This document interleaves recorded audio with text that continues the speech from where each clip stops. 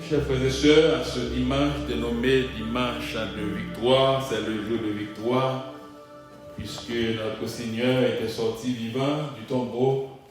Et j'aimerais proclamer les oracles du Seigneur. Pour ce faire, vous êtes priés à vous mettre debout. Je m'en vais vous lire la parole aujourd'hui dans le livre de Matthieu, chapitre 28, verset 8 au verset 10.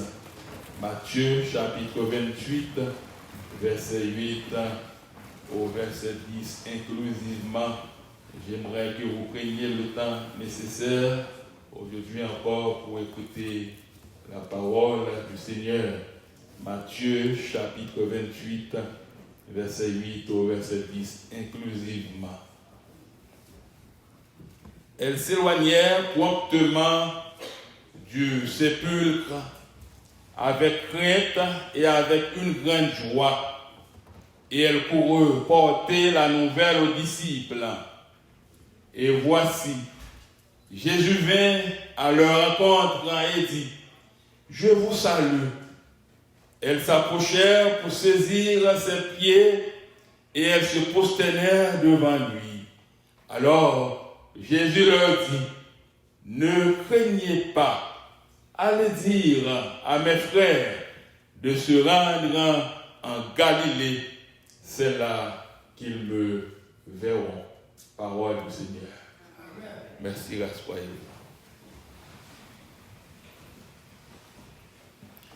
La résurrection de Jésus-Christ, un miracle inédit.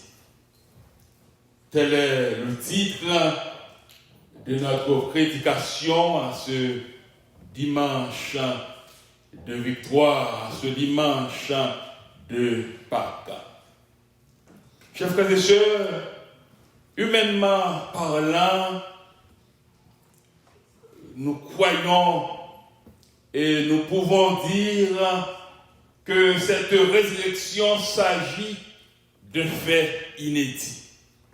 Quand nous disons que cette résurrection est considérée comme étant un fait inédit, cela sous-entend un fait inexplicable pour la raison humaine que l'on suppose d'origine surnaturelle.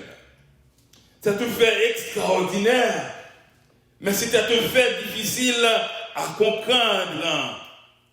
Mais à travers la Bible, la parole de Dieu, chers frères et sœurs, et nous pouvons dire avec force, avec hardiesse, bibliquement et théologiquement parlant, c'est le contraire. Car c'est l'accomplissement d'une prédication qui a été faite dans les temps anciens de par une prophétie biblique, théologique et eschatologique. La résurrection de Jésus-Christ, chers frères et sœurs, n'est pas considérée comme étant un fait inventé, mais il s'agit d'une prophétie, il s'agit, chers frères et sœurs, d'une eschatologie biblique et théologique. Il est vrai, quand nous lisons Michée 5, le verset 2, pour vous aider à comprendre ce que nous sommes en train de vous dire, ce texte nous dit, « Et toi, Bethléem, Ephrata, petite entre les milliers de Judas, de toi sortira pour moi celui qui dominera sur Israël et dont l'origine remonte aux temps anciens, au jour de l'éternité. » Quelle prophétie! C'est une prophétie qui a été faite, chers frères et sœurs, dans Michée chapitre 5, le verset 2. Et quand nous regardons encore dans le Nouveau Testament, Luc 1er, le verset 31 nous dit, « Et voici, tu deviendras enceinte et tu enfanteras un fils et tu lui donneras le nom de Jésus. » Et Matthieu 1er, le verset 23, ce texte nous dit, « Voici la Vierge sera enceinte, elle enfantera un fils et on lui donnera le nom d'Emmanuel, ce qui signifie Dieu avec nous. » C'est ce Seigneur qui est avec nous, chers frères et sœurs. Quand le texte dit Dieu avec nous, c'est Emmanuel. C'est celui qui était né, c'est celui qui a connu la mort, c'est celui qui était ressuscité le troisième jour. C'est celui que nous sommes en train de commémorer, chers frères et sœurs. Comment Dieu allait-il être avec nous sans l'exécution de ces prophéties? Comment, bon Dieu t'a parlé avec nous, comment allons-nous avoir Emmanuel sans l'exécution de ces prophéties? Pour qu'il y ait la résurrection, chers frères et sœurs, il nous faudrait la naissance. Il nous faudrait non seulement la naissance de Jésus, il nous faudrait l'entrée triomphale de Jésus à Jérusalem, il nous faudrait la passion, il nous faudrait la résurrection. Selon l'ordre établi par le grand architecte de l'univers, chers frères et sœurs, tout a été établi. Est-ce que pas de gagner naissance? Est-ce que l'Église est avec moi? N'y avait-il pas naissance? N'y avait-il pas, la rentrée de Jésus à Jérusalem, la rentrée triomphale? N'y avait-il pas la mort? N'y avait-il pas la résurrection? Alors c'est comme ça que la prophétie a été dit, c'est comme ça que la prophétie a été faite, mais prophétie ça, chers frères et sœurs, cette prophétie dépasse notre entendement. En tant qu'humains, nous sommes limités. C'est comme quoi il y a des gens qui ont de la difficulté à croire et à comprendre que Jésus était mort et le troisième jour, il était ressuscité. Il y a des gens qui croient dans la connaissance, même osent dire, Jésus pas mourir. Il était pris en anesthésie. C'est anesthésie a fait le cargou. Lorsque force anesthésie a fini, qui fait lever, il pas mourir vrai. C'est ça il dit, mais c'est pas ça la Bible dit. La Bible parlait de prophéties qui étaient déjà faites dans les temps anciens, prophéties qui étaient faites aussi dans le Nouveau Testament.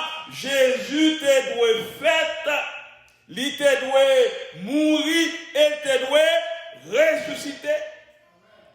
Et c'est ce fait qui fait en sorte que nous soyons vivants, chers frères et sœurs. Si pas de gagner la mort, si pas de gagner la naissance, si pas de gagner la résurrection de Jésus-Christ, moi-même avec vous, nous t'avons perdu. Que vous soyez enfant, que vous soyez adolescent, que vous soyez jeune, ça vous a pris le sang de Jésus à la croix. C'est ce sang qui nous a purifiés, c'est ce sang qui nous a lavés. N'est-ce pas ce qui nous a rendu libres? Quelle liberté avons-nous aujourd'hui? Nous pouvons nous rassembler dans le sanctuaire pour chanter avec gorge déployée. Se ressusciter en dépit de notre détresse en quelque sorte, il nous anime avec sa force. Nous pourrions ne pas avoir la force nécessaire aujourd'hui pour chanter suite au décès de notre bien-aimé, mais notre Seigneur, depuis toujours, il nous donne de la force, chers frères et sœurs. Qui est ce monde qui est capable de faire force ça? La résurrection de Jésus-Christ, un miracle inédit. Mais pour ce miracle à la fois inédit, chers frères et sœurs, et central dans la foi chrétienne, le mystère reste entier pour nous, mais pas pour Dieu. Pour les humains, c'est un mystère. Mais pour le Seigneur Jésus, ce n'est pas un mystère, c'est un fait vrai. On l'appellerait miracle inédit, puisque le fait est au-dessus de notre entendement. En dépit de notre capacité intellectuelle, chers frères et sœurs, il y a des choses qui dépassent notre entendement. Seulement la Bible, la parole de Dieu, est capable de nous comprendre choses ça. Mais c'est de cette manière que Dieu voulait se manifester et démontrer la déité du ressuscité. C'est pour ça que Dieu te voulait faire pour montrer que le Seigneur, il est aussi Dieu. Parce que, à part du Seigneur qui t'est qu'à mourir et le troisième jour pour te ressusciter, qui est ce monde encore? Parce qu'il était Dieu, chers frères et sœurs. Croyez-vous dans ce Dieu précieux? ce Dieu fort, ce Dieu grand, ce Dieu majestueux, ce Dieu magnifique, ce Dieu qui nous remplit de sa paix, qui nous remplit de sa force, qui nous remplit de son amour.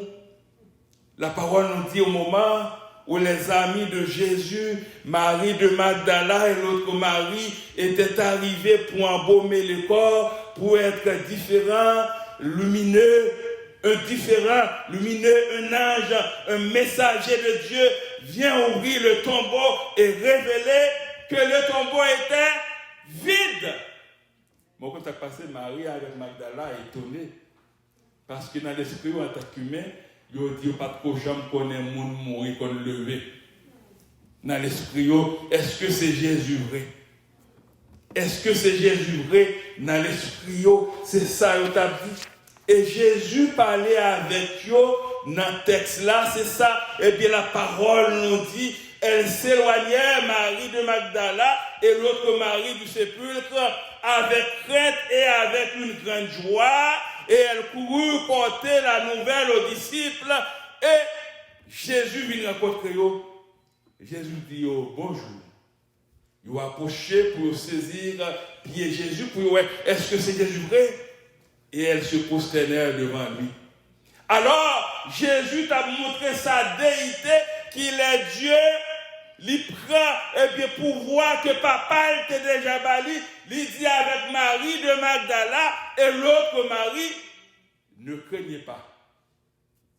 Et je dis à Frère Maxime, en dépit de toute tristesse, le ressuscité veut dire, puis vous avez que vous soyez enfant, adolescent, jeune, adulte, quand c'est le ressuscité, quand c'est le Dieu, c'est le Christ merveilleux qui vous parle, qui dit pas besoin de crainte, n'ayez pas peur. Vous n'êtes pas seul. Il est avec toi. Il est avec nous. Il est avec vous. Et quand c'est lui qui est avec nous, nous n'avons pas besoin de nous inquiéter. Quand c'est lui qui est avec nous, il connaît nos besoins, il connaît tout ce dont nous avons besoin. En cette période où nous sommes en train d'expérimenter, qu'avons-nous besoin? De la force, du courage. La famille Valmé a besoin de la force et du courage.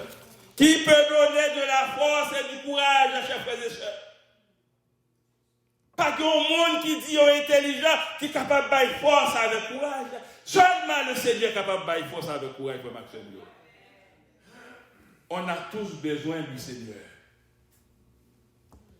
Ce n'est pas pour rien qu'il était venu. On a tous besoin du Seigneur. Et pour qu'on n'ait pas de Seigneur, c'est l'or tomber malade, frère Maxime. C'est là qu'on commence à rencontrer avec problème. Problème existe pour tout le monde. Problème pas un groupe d'âge, non? Maladie pas un groupe d'âge. La mort pas un groupe d'âge. Mais nous avons tous besoin du Seigneur. Dans cette période, seulement le Seigneur est capable de nous accompagner.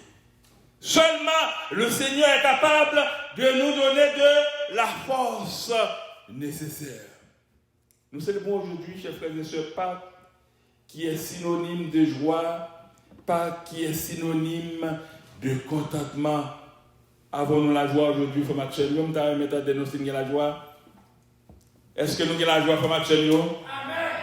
Amen. Ce n'est pas tout le monde qui a la joie. Est-ce que nous avons la joie à l'église de Thémanie? Parce que si le Seigneur n'a pas de là, ça t'a plus grave toujours. C'est ça pour nous comprendre, oui. Le fait que le Seigneur est là, il nous entoure. Nous sommes gardés par le Seigneur. Le Seigneur est notre joie.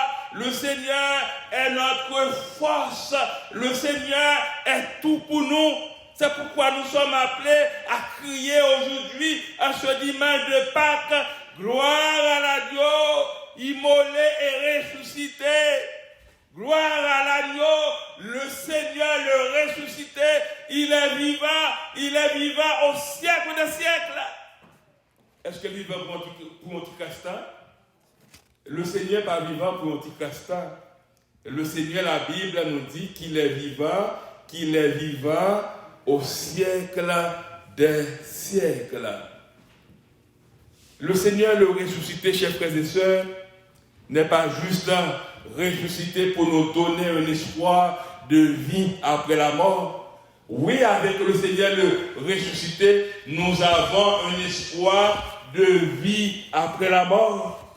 Car Thessaloniciens 4, verset 13 au verset 18, l'apôtre Paul, il parlait clairement dans le passage ça, il dit, nous ne voulons pas, frères, que vous soyez dans l'ignorance au sujet de ceux qui dorment, afin que vous ne vous affligez pas comme les autres qui n'ont point d'espérance. C'est pourquoi nous ne sommes pas affligés, frère Maxime. Parce qu'en tant qu'adepte du ressuscité, en tant qu'adepte du Seigneur, nous avons une espérance certaine. Cette espérance est véritable. Et le verset 14 de ce texte nous dit, car si nous croyons que Jésus est mort et qu'il est ressuscité, croyons aussi que Dieu ramènera par Jésus et avec lui ceux qui sont morts. Voici en effet ce que nous vous déclarons d'après la parole du Seigneur. Nous les vivants, restez pour l'avènement du Seigneur. Nous ne dévasterons pas ceux qui sont morts, car le Seigneur a un signal donné à la voix d'un archange et au son de la trompette de Dieu descendra du ciel et les morts ressusciteront premièrement. Nous avons l'espérance que nous reverrons notre sœur Mika un jour. Vous n'avez pas cette espérance, l'Église? Les morts à Christ ressusciteront premièrement. Quand nous sommes à Christ, enfants, adolescents, jeunes, nous sommes assurés. Quand nous sommes à Christ, la mort est considérée comme étant un passage d'un monde à un autre monde. Quand nous mourons, c'est comme quoi nous sommes en train de voyager pour aller rejoindre notre Père céleste. Croyons-nous à Jésus-Christ? Croyez-vous à Jésus-Christ, jeunes, vous qui êtes là aujourd'hui, adultes, vous qui êtes là aujourd'hui? La parole nous dit, ensuite tous les vivants qui seront restés, nous serons tous ensemble, enlevés avec eux sur les lieux à la rencontre du Seigneur dans les airs. Ainsi nous serons toujours avec le Seigneur. Consolez-vous les uns les autres par ces paroles. Est-ce que nous chaque consoler l'autre? Nous avons besoin de consoler l'autre. Ce samedi, en arrivant ici, en entrant, elle n'était pas au courant de la nouvelle. Quand elle a appris la nouvelle, elle était tombée en pleurant. Ce Philomène l'a aidée. C'est ça la consolation. Il y a des gens qui sont plus forts que d'autres. Les plus forts doivent chercher à supporter, à consoler les plus faibles. Ce n'est pas un péché. Et pas un péché, chers frères et sœurs. Mais nous devons aussi prendre le temps de réfléchir à cette occasion sur la vie. La vie est fragile, chers frères et sœurs. La vie est fragile, chers frères et sœurs.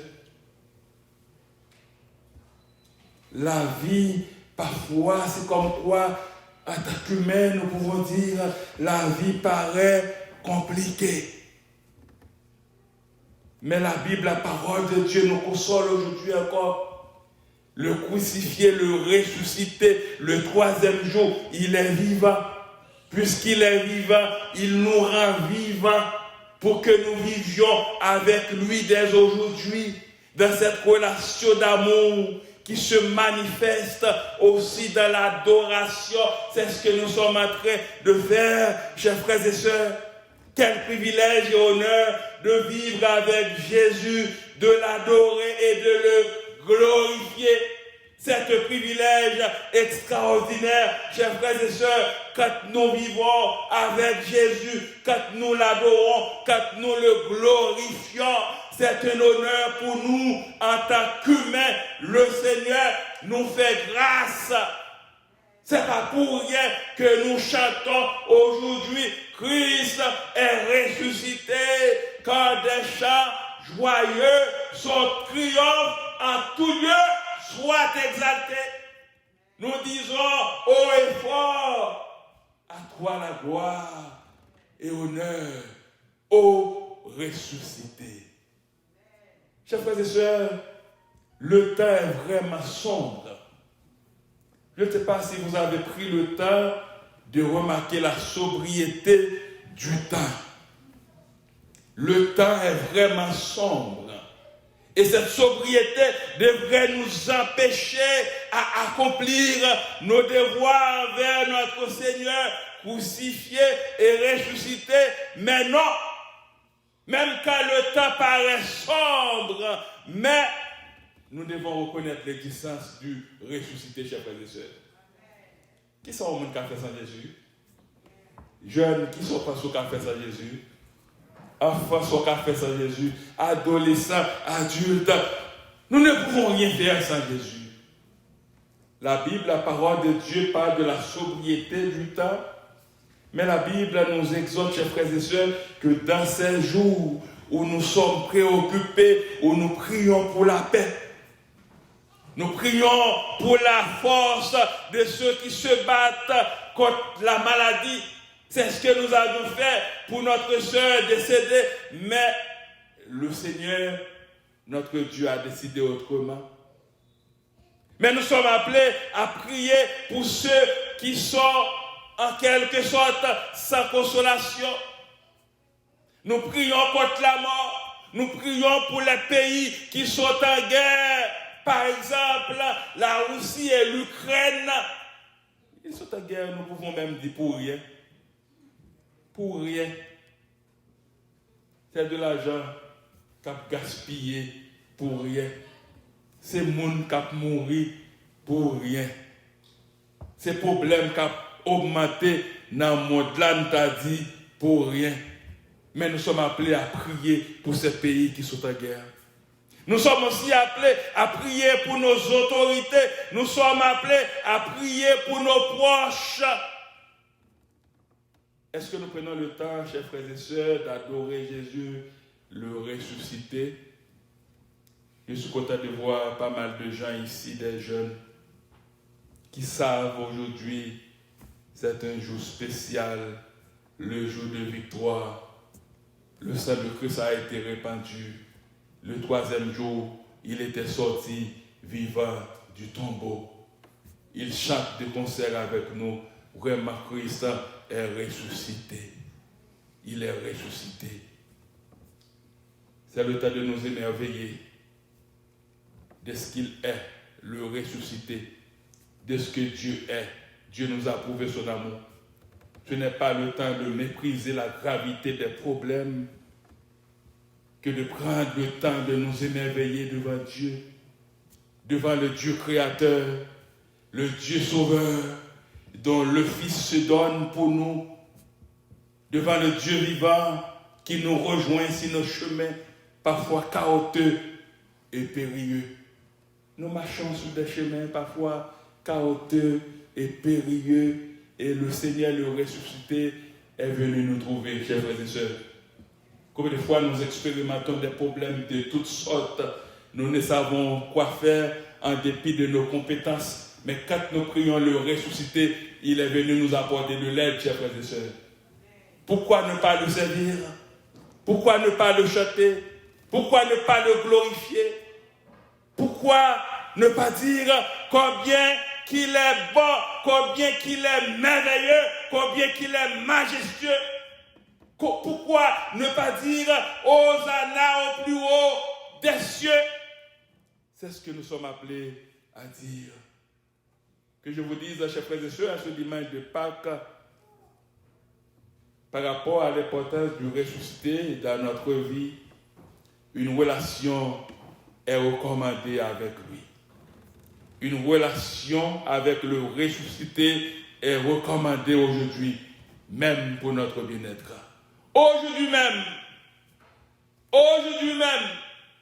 Tu dois prendre le temps, mon frère. Tu dois prendre le temps, ma soeur. Nous devons prendre le temps. Vous devez prendre le temps pour réfléchir sur une relation normale avec le ressuscité.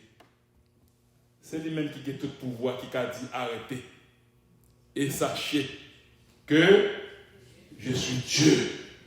Quand c'est lui qui dit arrêtez et sachez, c'est fini. Quand c'est lui qui dit je donne la vie, tu as la vie, nous avons la vie, vous avez la vie. Quand c'est lui qui dit n'ayez pas peur, nous vivons sans aucune inquiétude, chers frères et sœurs. Et c'est par rapport à cette relation indispensable que nous devons avoir avec le Christ ressuscité que nous pouvons recevoir pour nous cette douce parole. Seulement le Seigneur est capable de dire nos douces paroles ça. N'ayez pas peur. C'est ça qu'il dit avec Marie de Magdala et l'autre Marie. Il dit, mesdames, n'ayez pas peur, c'est moi. Allez à Galilée, allez faire message de passer, pas dans ton blanc encore, moins vivant au siècle des siècles. Le Seigneur est avec nous, chers frères et sœurs, et il est avec nous jusqu'à la consommation des siècles. L'ange et Jésus ont dit cela aux femmes pour qu'elles étaient impressionnées devant les événements surnaturels de la résurrection, parce que mesdames étaient étonnées. Et il voulait montrer que l'intervention de Dieu, si puissante soit-elle, est motivée par l'amour pour le bien des humains. C'est un moment aussi important pour nous, aujourd'hui, de réfléchir sur notre amour l'un envers l'autre. On distribue des chocolats de Pâques à chaque Pâques. Ça symbolise quoi? Ça symbolise l'amour, la fraternité, pas mal de choses. C'est comme quoi nous voulons dire que nous nous mettons ensemble pour continuer à servir le Seigneur. En ce moment, c'est peut-être autre chose qui nous impressionne. Peut-être c'est l'ampleur de la crise. Peut-être c'est la fragilité de l'humanité, les folies de nos fonctionnements, les connus, ou peut-être la profondeur de notre inquiétude. Il y a des gens qui vivent avec un pile d'inquiétude. Mais le ressuscité a dit, n'ayez pas peur. Il dit, les vivants dans la vie, le Christ vivant nous redit aujourd'hui, n'ayez pas peur. Le Christ vivant nous dit, de même qu'il a triomphé la mort, il peut nous accompagner dans n'importe quel moment difficile. Ne triomphera-t-il pas du reste, chers frères et sœurs? Il a abattu tout ce qui pouvait nous séparer de lui. Et par la foi, nous sommes liés à lui dans une relation que rien ne peut atteindre. Nous sommes dans sa main, nous sommes dans la main du Seigneur. Vous qui êtes ici aujourd'hui, chers jeunes, peut-être que vous ne fréquentez pas l'église dimanche après dimanche, mais sachez que vos parents ont prié pour vous. Vos parents prient pour vous. C'est le ressuscité, c'est le Christ qui vous accompagne dans vos démarches, qui vous accompagne dans vos entreprises, dans tout ce que vous faites. Vous n'êtes pas seul. Le Christ, le ressuscité, il est toujours vivant dans votre vie. Quoi qu'il arrive, quelles que soient les tempêtes, il peut faire face. Et lui, le vainqueur, il nous porte aujourd'hui, demain et pour l'éternité. C'est ce que le ressuscité nous dit. Chers frères et sœurs, on va terminer pour vous dire, Jésus-Christ, après s'être ressuscité, a changé des vies de tous ceux qui venaient à lui. Lorsque Jésus t'est ressuscité, eh bien, appelle là tes fêtes, il y a un pile monde qui pas de quoi dans lui-même, qui vient accepter comme sauveur personnel. Et bien, lorsque le monde s'est venu avec lui, qui ça le fait te changer la vie. Jésus peut changer ta vie. Jésus peut changer notre vie. Jésus peut changer votre vie. On nous parle de monsieur connu sous le nom de Blaise Pascal, qui était un mathématicien français de génie, Il était mort en 1662 après avoir fui Dieu jusqu'à l'âge de 31 ans. Il a fui Dieu jusqu'à l'âge de 31 ans. Le 23 novembre 1654, on nous dit à 22h30, Pascal a vécu une expérience profonde avec Dieu et une conversion inébranlable avec Jésus-Christ. Il a fui Dieu, mais finalement, il a vécu une expérience profonde avec Dieu, le Seigneur, le ressuscité. Et il s'était converti. Il a écrit sur un parchemin qu'il a cousu sur la doublure de son manteau et retrouvé après sa mort, 8 années plus tard, le mot suivant a été écrit par Pascal Blaise. L'an de grâce 1654, lundi 23 novembre, un jour extraordinaire pour ma rencontre avec le Seigneur, disait Pascal. Depuis environ 10h30 du soir, jusqu'à environ minuit et demi, Pascal disait, chers frères et sœurs jeunes, écoutez-moi, Pascal, de par sa rencontre avec le Seigneur, disait, feu, Dieu d'Abraham, Dieu d'Isaac, Dieu de Jacob. Et Pascal a mentionné non pas Dieu des philosophes et des savants. C'est le Dieu d'Isaac, Dieu de Jacob que j'ai rencontré. Avec cette rencontre, Pascal disait feu. C'était victoire pour Pascal, chers frères et sœurs. C'était victoire pour Pascal, chers jeunes. C'était victoire pour Pascal, adolescent, enfant. C'était victoire pour Pascal, l'assemblée dans l'ensemble. Pascal Blaise disait, de par sa rencontre avec Dieu, certitude, sentiment, joie, paix, Dieu de Jésus-Christ. Et dit ton Dieu sera mon Dieu. Joie, pleurs de joie, Jésus-Christ, que je ne sois jamais séparé. C'est ça Pascal te dit, oui. Il dit rencontre avec le Seigneur du feu pété. Et il dit, pas jamais séparé avec bon Dieu ça. Qui nous séparera de l'amour de Christ, disait Paul? Est-ce quoi? La nudité, le péril? Paul dit, rien ne peut nous séparer de l'amour de Dieu. C'est le ressuscité en qui réside le vrai amour, chers frères et sœurs. Quand nous avons le ressuscité dans notre vie, nous sommes équipés. Nous avons tout ce qu'il faut. Et c'est le meilleur choix de marcher avec le Christ, le ressuscité. Je ne connais pas tes pensées jeunes, mais prenez le temps aujourd'hui de penser sur le bien fondé du ressuscité, sur ce que le ressuscité a déjà fait dans ta vie, dans votre vie, qu'est-ce qu'il peut continuer à faire encore dans votre vie. Ne cherchez pas à fuir le ressuscité. Ne cherchez pas à fuir Dieu. Quelqu'un qui fuit Dieu est pour son malheur. Car c'est en lui qu'on peut tout trouver depuis toujours et pour toujours. Pas bien l'autre côté capable de tout bagaille, non. C'est dans bon Dieu, dans le Christ, le ressuscité. C'est lui qui donne la paix. C'est lui qui donne la joie, la vie, la délivrance, la guérison selon sa volonté permissive. Toute bagaille ça a donné par Jésus et Jésus seul, le ressuscité. Chers frères et sœurs, de par notre entendement humain, nous pouvons considérer la résurrection comme étant un miracle inédit de par notre entendement humain, mais pourtant tout a été prédit. Les prophéties ont été déjà annoncées. Faut Jésus t'est fait. Faut te rentrer à Jérusalem. Faut te connaître martyr. Faut te mourir. Faut te ressusciter. Il n'était pas mort pour rien. Il n'était pas ressuscité pour rien. Il était mort pour nous sauver. Il est ressuscité pour nous sauver. Acceptez Jésus comme notre sauveur, comme votre sauveur. Placez votre confiance en lui et en lui seul. Dit et dites de même que Pascal Blaise, de votre rencontre avec le Seigneur Jésus, le ressuscité, il y avait du feu. Le Saint-Esprit a pris le contrôle de votre vie. Et Pascal te dit, pas rien qu'à détacher et bien de Jésus.